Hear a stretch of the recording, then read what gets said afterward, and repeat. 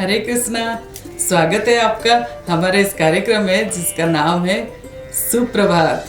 देखिए, जब हमारा सुबह सुबह सुप्रभात होता है ना, तो हमारा क्या होता है कि कुछ हम ऐसी चीज़ें सुनने को मिलता है कि जो हमारे दिन को अच्छा कर देता है। जब हम भगवान की लीलाएं, भगवान की बारे में सुनते हैं और भगवान जो है भक्तों पर कितना कितना कितना कितना आशीर्वाद करते हैं, कितना अपनी लीला ऐसे करते हैं कि भक्त को आनंद दे पाए, तो हमें भगवान की ये आनंददायक कथा जो है ना बार बार सुनना चाहिए और हमारा दिनचर्या अच्छा हो जाता है। तो क्या हुआ, ये है त्रेतया युग की बात, जब भगवान श्री राम अवतार में, जहाँ भगवान राम अवतार में आए थे और सीता मैया और लक्ष्मण के साथ वो जो है वनवास में गए थे। तो वहाँ पे एक बार क्या हुआ, वन में विचरण करते करते सीता मैया को प्यास लगी और सीता मैया को जब जोर से प्यास लगी तो उन्होंने श्री राम जी से बोला कि प्रभु मुझे बहुत ज़्यादा प्यास लग रही है। तो भगवान ने कहा चलो देखते हैं आसपास कहीं पानी होगा। तो थोड़ा सा आसपास देखने लगे तो दूर दूर तक जंगल ही दिखाई दिया। भगवान भी सोचे कि पानी तो कहीं आसपास दिखाई नहीं दे रहा है। तो उसी समय भगवान जो है वन देवता को प्रार्थना करे और हाथ जोड़ के प्रार्थना करे और बोले, हे वन देवता, ये हमारी सीता को प्यास लगी है और आप कृपा करके हमें वही रास्ता दिखाइए, वही रास्ता सुझाइए कि हम पानी तक पहुंच पाए। तो क्या हुआ कि थोड़ी सी देर में एकदम से एक मोर आके उनके पास बैठा। देखिए, मोर मयूर जो है वो जंगल में ही रहते हैं। तो वो आके बिल्कुल श्री राम जी के सामने आया और बोला, भगवान, हे प्रभु, मैं आपका मदद करने आया हूँ। आपको पानी चाहिए तो ऐसा है, मैं आपको रास्ता दिखा सकता हूँ, थोड़ा आगे जाके पानी है, आप वहाँ तक मेरे पीछे पीछे आइए, मैं आपको रास्ता दिखाता हूँ। तो जैसे जैसे वो मोर चलने लगा, उसके पीछे पीछे राम जी, सीता और लक्ष्मण जी चलने लगे। लेकिन वो तो मोर है। तो उसने बोला कि प्रभु, ऐसा है कि मेरा ना रास्ता भटक जाने का चांस है, मेरा ना रास्ता भटक जाने का हो सकता है, इसीलिए आप कैसे आओगे मेरे पीछे? तो राम जी बोले, ऐसे क्यों, रास्ता क्यों भटक जाओगे? तो बोले, नहीं नहीं, मैं उड़ के जाऊंगा और आप लोग जो है चल के आओगे। तो चलते चलते जाना और उड़ के जाने में फर्क है। मैं तो ऊपर से चला जाऊंगा, नीचे हो सकता है आपको कोई अवरोध मिले, तो आप कैसे जाओगे?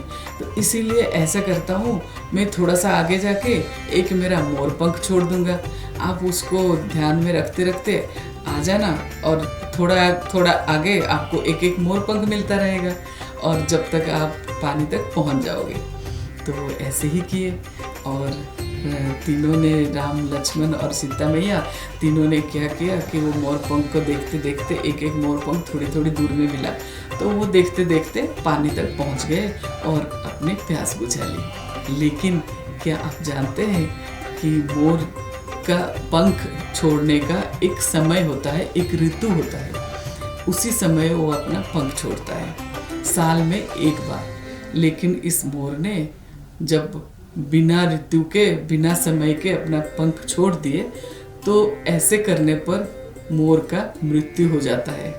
तो ऐसे ही ये मोर भी एकदम से मृत्यु शैया पे आ गया था। तो मृत्यु शैया में उसने भगवान से हाथ जोड़ के प्रार्थना की, बोला, हे प्रभु, देखिए, जो पूरे दुनिया का प्यास बुझाता है, मैं उस भगवान के सामने हूँ आज, और आपको पानी तक लाने का सौभाग्य मुझे मिला, इसीलिए ये जीवन तो मेरा धन्य हो गया है, मुझे जीवन की और लालसा नहीं है, मैं यहाँ अपनी मृत्यु का वर्ण कर सकता हूँ। तो देखिए कितनी अच्छी बात है और कितनी बड़ी बात है।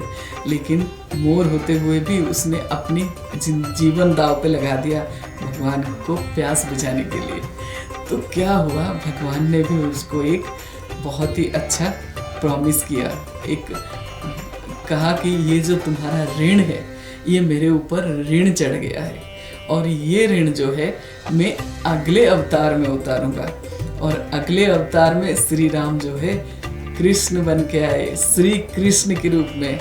और श्री कृष्ण जो है बचपन से लेके बड़े होने तक हमेशा मोर पंख को अपनी मुकुट में धारण करे हैं। तो देखिए भगवान भी जो है ना अपना प्रॉमिस रखते हैं और उसी के लिए अवतार लेके आते हैं, बार बार आते हैं, भक्तों के साथ लीला करते हैं ताकि अपने भक्तों को आनंद मिले।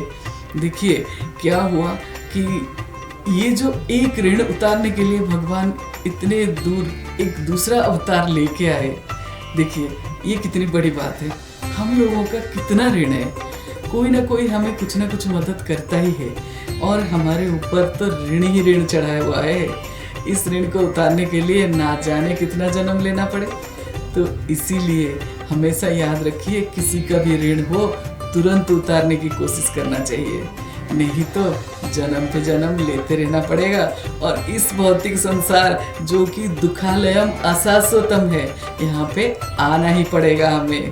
तो बार बार आना पड़ेगा इस ऋण को उतारने के लिए। तो कोई भी छोटी सी भी ऋण हो तभी के तभी उतार देना चाहिए।